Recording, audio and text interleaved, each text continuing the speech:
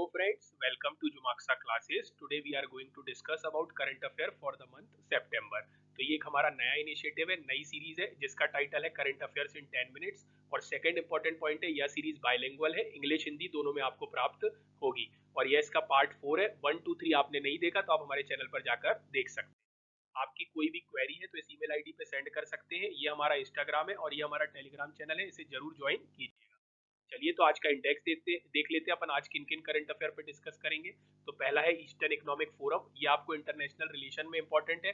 और दूसरा factor affecting the Indian policies में भी ये काम आएगा।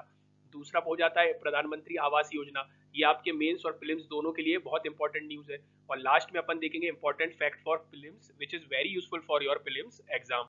तो चलिए स्टार्ट करते हैं। तो पहला करंट अफेयर है ईस्टर्न इकोनॉमिक फोरम। तो अभी क्या हुआ, रशिया ने होस्ट किया है 7th ईस्टर्न इकोनॉमिक फोरम को, कहाँ पे, व्लादिवोस्टॉक में।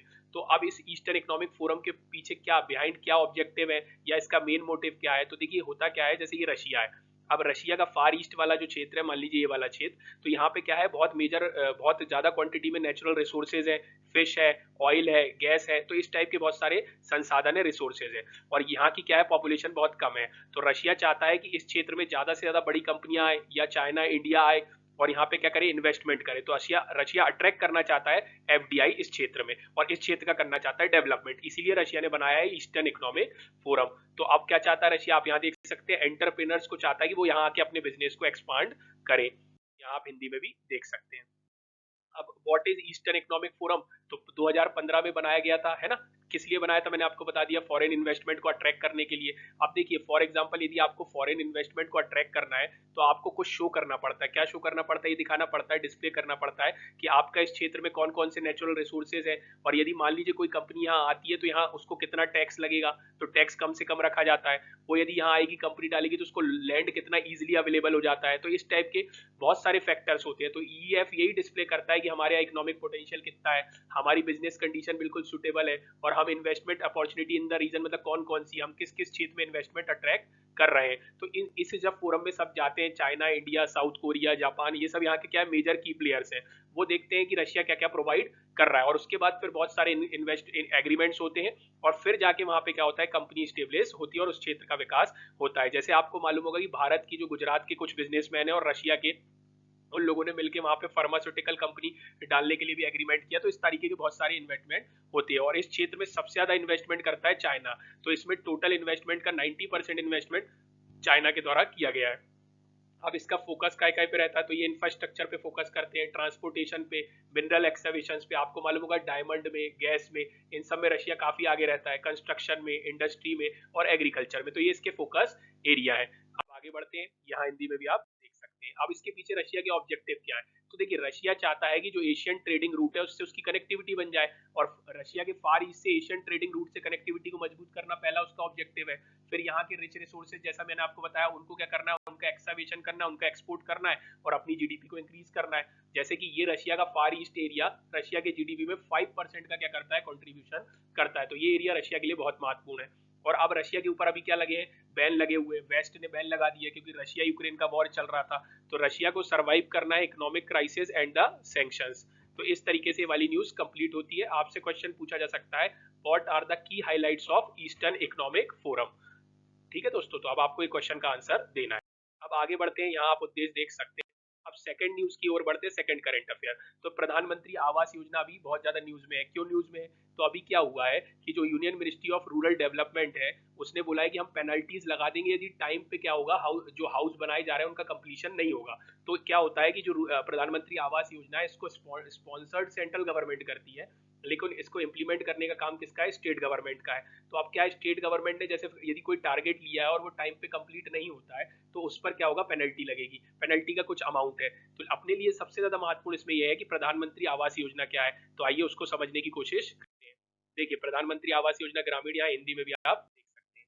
तो देखिए प्रधानमंत्री आवास योजना ग्रामीण क्या है, तो इसमें सबसे इंपॉर्टेंट पॉइंट है, पहला आपसे फिल्म से पूछ लेगा कौन सी मिनिस्ट्री इन्वॉल्व है। तो इसमें ministry of rural development involve है।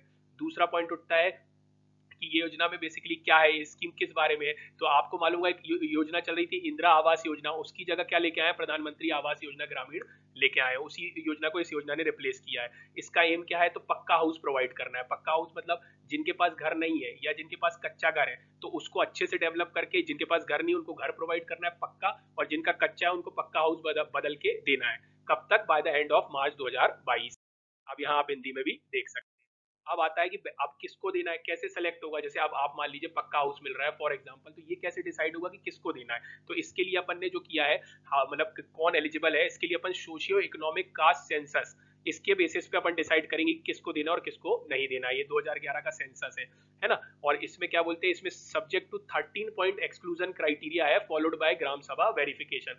मतलब इसके बाद एलिजिबिलिटी तय होगी और उसके बाद वेरिफिकेशन होगा। तो आप देखिए, जैसे घर फॉर एग्जांपल किसी को घर बना के देना है, तो वो घर बनाने की कॉस्ट कौन शेयर करेगा। तो क्या होता है, जब भी कोई योजना निकलती है तो उसमें स्टेट और सेंट्रल गवर्नमेंट का कॉन्ट्रीब्यूशन रहता है और उसका रेशियो तय किया जाता है। तो इस योजना में जो नॉर्मल एरियाज है वहाँ 60-40 का रेशियो है इन प्लेन एरियाज, है ना, और 90-10 का कहाँ पे है, फॉर नॉर्दर्न एंड हिली स्टेट। तो क्या होता है, जैसे अपना पूर्वोत्तर क्षेत्र है या हिमाचल उत्तराखंड है, ये हिली स्टेट है, यहाँ की कंडीशन क्या है, बहुत ज्यादा हार्ड है। तो यहाँ पे क्या उतना ज्यादा रेवेन्यू जनरेट नहीं होता, इसलिए सरकार यहाँ पे 90, यदि 100 रुपए का मकान बनता है तो 90 रुपीज जो है वो सेंट्रल गवर्नमेंट देगा और 10 रुपीज वहाँ की स्टेट गवर्नमेंट देगी। कहाँ पे, जो नॉर्दर्न ईस्टर्न और हिली स्टेट में। लेकिन जो नॉर्मल एरिया है फॉर एग्जाम्पल मध्य प्रदेश राजस्थान, यहाँ पे 60 रुपीज कौन देगा, सेंटर देगा, और 40 रुपीज कौन देगी, स्टेट देगी। और इसका टारगेट क्या है प्रधानमंत्री आवास योजना का, 3 करोड़, लगभग 3 करोड़ घरों को बनाना है with all basic amenity by 2024। और इसमें अभी करीब 2 करोड़, अगस्त का डेटा है, 2 करोड़ घर बन चुके हैं। तो इस तरीके से अपनी न्यूज यहाँ कंप्लीट होती है और आगे अपन देख लेते हैं। तो अब आपसे पूछा जा सकता है पिछली न्यूज के बारे में कि प्रधानमंत्री आवास योजना किस मिनिस्ट्री से रिलेटेड है और प्रधानमंत्री आवास योजना का मेन एम क्या है। तो आपको इसको अच्छे से ध्यान रखना और मेंस में भी ये क्वेश्चन आ सकता है। अब अपन देखेंगे इंपॉर्टेंट प्रीलिम्स फैक्ट्स। तो देखिए अभी पहला ये है इंपॉर्टेंट फिल्म की फास्ट ट्रैक कोर्ट या स्पेशल कोर्ट। तो अभी क्या हुआ है, जो लॉ मिनिस्टर है उनने कहा है कि जल्द से जल्द फास्ट ट्रैक कोर्ट या फास्ट ट्रैक स्पेशल कोर्ट को बनाया जाए। इनिशियली रिकमेंड किया है by 11th and 4th financial commission to deal with case of serious nature pending for more than 5 year. जैसे फॉर एग्जांपल क्या है, बहुत ज्यादा जो जघन्य अपराध होते हैं, सीरियस नेचर के होते हैं, जो बाल शोषण से रिलेटेड होते हैं, तो उन सब के लिए क्या कह जल्द से जल्द फास्ट ट्रैक कोर्ट बनाई जाए। फास्ट ट्रैक कोर्ट क्या करेगी, इस केस को जल्दी से जल्दी डिस्पोज करेगी। और जो फास्ट ट्रैक स्पेशल कोर्ट है वो पॉक्सो एक्ट के तहत बनती है। और पॉक्सो एक्ट काय से रिलेटेड है, पॉक्सो एक्ट बच्चों के शोषण से रिलेटेड है। कभी इसको अपन विस्तार से पॉलिटी में डिस्कस करेंगे। अब यहाँ हिंदी में भी आप देख सकते हैं। अब आता है एकलव्य स्कूल। एकलव्य स्कूल क्या है, तो अभी क्या हुआ है, एकलव्य स्कूल एक मॉडल है स्कूल का। एकलव्य मॉडल रेसिडेंशियल स्कूल बनाए जाते हैं, ट्राइबल के लिए बनाए जाते हैं। और national education society for tribal student जो करता है वो इसको मैनेज करता है, इन स्कूलों की देखरेख करता है और इन स्कूलों को क्या करता है, डेवलपमेंट करता है 2018 से। और किसके अंदर आता है, मिनिस्ट्री ऑफ ट्राइबल अफेयर्स के अंतर आता है। ये क्या करता है, यदि टीचर की शॉर्टेज है स्कूल में टीचर की शॉर्टेज है तो उनको बढ़ावा देने का कार्य करता है और देखता है कि उनको कैसे पूरे टीचरों को प्रदान किया जाए। और every block with more than 50% ST pollution and at least 20,000 tribal person will have an Eklavya model residential school by 2022। तो ये क्राइटेरिया है कि जहां 50% की एसटी पॉपुलेशन है और कम से कम 20,000 ट्राइबल है, वहां पे बनाया जाएगा एकलव्य मॉडल रेसिडेंशियल स्कूल। तो बेसिकली ये न्यूज थी टीचर से रिलेटेड कि इस टीचर का पूरा देखरेख कौन करेगा और कौन इसको बढ़ावा देगा। अब आ जाते हैं आगे, ये हिंदी में भी हो जाएगा। अब आ जाता है थर्ड, इंस्पायर अवार्ड, मनक। तो मनक क्या है, पहले तो मनक का फुल फॉर्म आपसे पूछा जा सकता है, millions minds augmenting national aspiration and knowledge.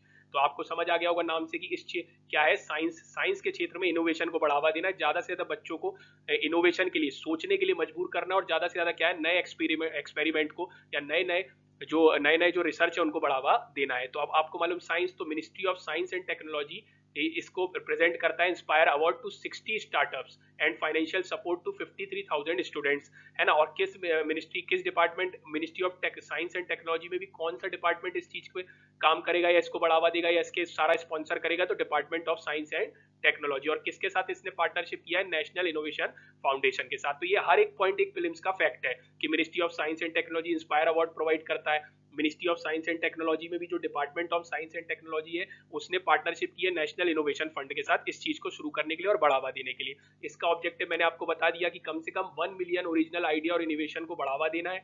अपने यहाँ पे सोचने के जो इनोवेशन की जो कल्चर है उसको बढ़ावा देना है, क्रिएटिविटी को बढ़ावा देना है, इनोवेटिव को बढ़ावा देना है, ताकि भारत का विकास हो सके। और यहाँ आप देख सकते हैं स्पॉन्सर्ड प्रोग्राम है by department of science and technology for attraction of talent to sciences, यहाँ इसका लोगो है, यहाँ आप हिंदी में भी देख सकते हैं। अब आता है लास्ट, आज की ये लास्ट है, आज न्यूज कम थी कल, आज क्योंकि संडे पड़ गया था, सैटरडे आ गया था, इसलिए अब अपन बीप पे बात करते हैं। Indo Swiss building energy efficiency project beep. तो एक बेसिकली क्या है, एक तरीके का आपको मालूम होगा कि जो पर्यावरण का जो है कहीं ना कहीं एनवायरमेंट पे नेगेटिव इम्पैक्ट पड़ता है, तो इसके लिए अपन को कैसी बिल्डिंग बनानी चाहिए, एनवायरमेंट फ्रेंडली बनानी चाहिए, उसमें जो भी ऊर्जा उपयोग एनर्जी यूज हो वो एनवायरमेंट फ्रेंडली होनी चाहिए। तो एक ये इसी तरीके का एक प्रोजेक्ट है बीप, जो इंडिया और स्विस गवर्नमेंट ने चालू किया है for helping India main stream energy efficient and thermally comfortable building design for both commercial and residential building. जैसे आप बिल्डिंग बनाए तो उसमें सोलर एनर्जी का उपयोग करें, आप बिल्डिंग बनाए तो उसमें वाटर हार्वेस्टिंग टेक्नोलॉजी का उपयोग करें, ताकि क्या हो, पर्यावरण का या एनवायरमेंट का ज्यादा से ज्यादा क्या हो सके, संरक्षण हो सके, उसका प्रोटेक्शन हो सके। और इसको इंप्लीमेंट कर रहा है BEE, bureau of energy efficiency. तो इस तरीके से आज का अपना करंट अफेयर खत्म होता है। आपको पसंद आया तो लाइक शेयर सब्सक्राइब जरूर कीजिएगा, यहाँ आप हिंदी में भी देख सकते हैं। Thank you, thanks for watching.